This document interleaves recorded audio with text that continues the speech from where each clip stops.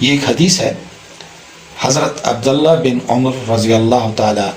عنہ سے روایت ہے، حضور صلی اللہ علیہ وآلہ وسلم نے فرمایا، میری طرف سے ہر بات لوگوں تک پہنچا دو، اگرچہ ایک آیت ہی ہو، اور بنی اسرائیل کے واقعات بیان کرنے میں کوئی گناہ نہیں۔ جس نے جان بوجھ کر مجھ پر جھوٹ باندھا وہ اپنا ٹھکانہ دوزخ میں بنا لے۔ دوستو، اس حدیث سے یہ واضح ہوتا ہے کہ حضور صلی اللہ علیہ وآلہ وسلم نے ہر ایک کا کے ذمے یہ لگایا ہوا ہے